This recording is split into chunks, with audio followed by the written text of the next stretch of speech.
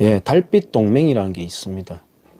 달구벌의 달과 빛고울의 빛 합쳐져 가지고, 그래서 대구 사람들이 광주 가가지고 아이고 5.18 이런 것이었군요 하면서 눈물 빼고 막 그러거든요. 우리는 광주 5.18 이야기 조금만 할까요?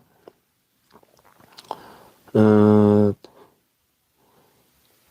군인이 시민 또들게 패는 장면만 보잖아요. 그 사진만 계속 보잖아요. 5.18은 군인이 사람들 두들겨 팼는 거구나. 두들겨 팼는 거구나.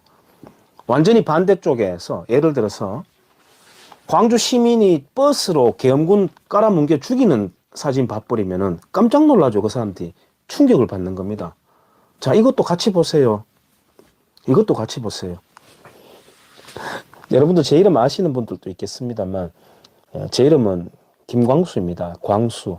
그래서 광주에 나타났던 5.18 때 나타났던 수상한 사람들을 줄여서 광수라고 표현을 하던데 제가 이렇게 그냥 유튜브 틀어놓고 한 번씩 이렇게 볼일 보다가 광수 이야기 나오면 제가 깜짝깜짝 놀라고 이렇게 하는데 광주에 나타난 북한 특작부대 600명이 다 해치웠던 사건이 바로 광주 5.18이다. 라는 게 지만은 박사의 논리죠. 그러면은 광주 시민들에 대한 집단적 면책이 됩니다. 그런 거는 생각 안 해보는 모양이죠.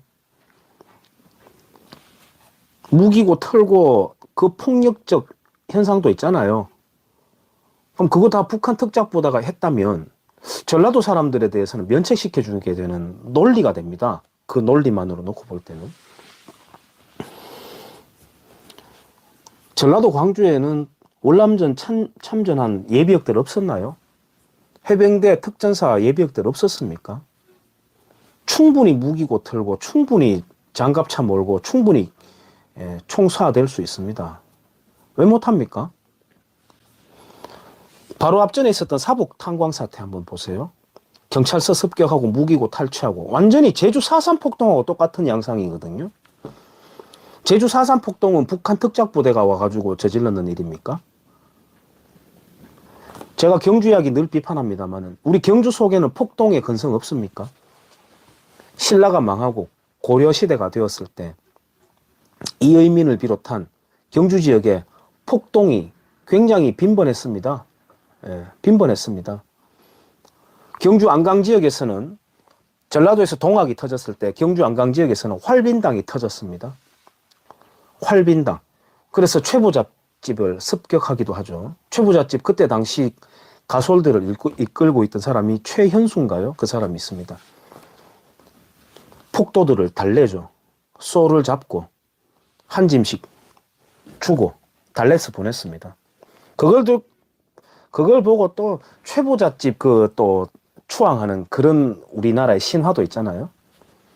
도적대들도 감탄해서 물러났다 이렇게 표현하는데 아닙니다. 최부잣집은 자기가 살려고 SK 최태원처럼 사회적 기업 하면서 딸랑딸랑 거리는 것처럼 자기 살려고 그 시대를 잘 모면했던 거죠. 안 그러면 다 죽을 판인데요. 소 잡아 먹이고 활빈당 달래서 보내야 되잖아요. 우리 경주 지역에도 폭동의 DNA가 있다. 전라 광주 지역 다 면책할 수 없습니다. 자유민주 체제를 그렇게 옹호해가지고 그런 정치 체제를 갈망해가지고 무기고를 털었다? 글쎄요. 그러면은 드루킹 사건에 대해서 왜 골기하지 않는 겁니까? 권력의 이양이 민주제도의 핵심이잖아요. 피 흘리지 않는 권력의 교체. 근데 불법 선거했던 그 드루킹에 대해서, 울산 사건에 대해서, 황운하에 대해서 왜 전라 광주 시민들은 그 뛰어난 민주 정신을 가지고 골기하지 않는 겁니까? 그리고 그 뛰어난 인권 도시가 왜 북한 인권에 대해서는 골기하지 않는 겁니까? 신기하잖아요. 그렇지 않습니까? 저는 대한민국 전체적인 자유민주 정신도 의심하고 있지만 전라 광주 사람들의 자유민주 정신? 자유 떼고 그냥 민주라면 모르겠어도 상당한 의심을 갖고 있습니다. 상당한 의심을 갖고 있습니다. 지만은 박사에 대해서는요, 너무 나간 부분이 있는데 그 사람의 모든 연구 결과물들을 싸잡아서 매도해버리는 것도 저는 경계해야 된다고 생각해요. 예, 경계해야 된다고 생각합니다. 밥을 지어져 있는데 거기에 콩을 많이 넣어놨는데 썩은 콩이 몇 개 있다고 해서 그 밥그릇 전체를 우리가 부정하면서 엎어버리기는 그건 좀 너무 나간 거 아닌가요? 그것도. 그래서 지만은 박사가 계속해서 그렇게 가는 것은 광주 사람들이 5.18에 대해서 극도로 자기들끼리 봉쇄 전략을 쓰니까 그것에 대한 반대 급부로서 지만은 박사도 무리한 부분이 있다고 봅니다만은 모든 걸 사잡아서 아니다라고 말하기는 좀 어려워요. 그 사람이 밝혀낸 어떤 결과물들도 우리가 충분히 참고할 만한 소스는 있죠. 소스는 있는데 이제 600명 이렇게 나가버리니까 심한가 아이가? 뭐 이런 식으로 이제 되는데 다 부정하기는 조금 어렵다고 저는 생각을 합니다.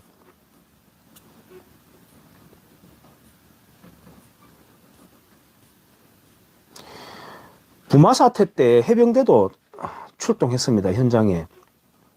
제가 군대 생활할 때에 목봉이 있었습니다. 목봉. 기계로 깎은 게 아니라 직접 삐져가지고 만든 목봉이 보급 창고에 있는 거 제가 구경했습니다. 그래서 우리 중대 선임 마사님이 저거 옛날에 부마 때 출동할 때 들고 갔던 목봉이다라고 하는데 우리가 일반적으로 보여지는 그 경찰봉이라든지 그거보다 조금 더 길어요. 한 이 정도 사이즈 될 겁니다. 그 약간 투박하죠. 그때에 도열해서 아침 과업 청소하고 똑같이 했다고 하거든요. 정말 질서정연하게. 그리고 데모꾼들이 돌멩이 던져가지고 맞는데도 불구하고 절대로 민간인들하고 그렇게 폭력적으로 대처하지 말아라고 성공적으로 치안 상태를 유지했다고 들었습니다. 그때 군인들이 만약에 거기에서 또 흥분했더라면 광주는 부마에서 먼저 터졌다고 봐야 되겠죠. 어쨌든 광주에서도 제가 알기로는 계엄군들을 굉장히 극도로 자극했는 그런 현상들이 있다고 알고 있습니다. 그리고 무기고 털어가지고 시민들한테 총을 막 나눠주고 그래서 조금 온건한 시민들 경우에는 무기고 그거는 무기는 갖다 놓자 다시 총 난 안 받는다라고 그렇게 거부감을 보였던 사람들도 있다는 증언들이 있습니다. 그래서 그거 북한 특작부대 그거 논외로 하더라도 충분히 거기에는 이미 폭력적인 현상들이 있습니다.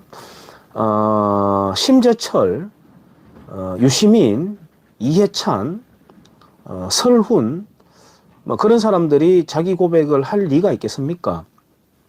많은 민주 내각을 선포하려고 했던 거거든요. 그때 김대중 씨가. 김대중 내란 음모에 대해서 다시 밝히는 게 저는 광주 5.18에 대한 진상이라고 봅니다만 장기표 씨가 생을 마감하기 전에 반드시 밝혀야 되는 역사적인 사명이라고 생각합니다. 지금 와가지고 막 민주노총 까고 막 이렇게 하는 거 그거 하지 말고 김대중이 무슨 의도를 갖고 있었는지에 대해서 장기표 씨는 굉장히 속속들이 알고 있을 거라고 생각해요.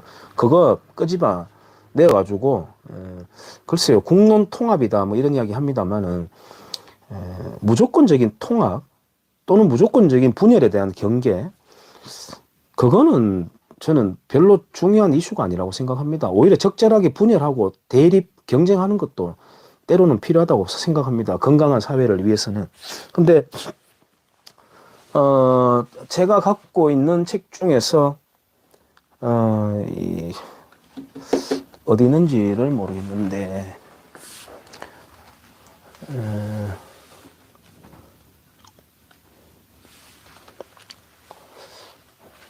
지금 못 찾겠습니다.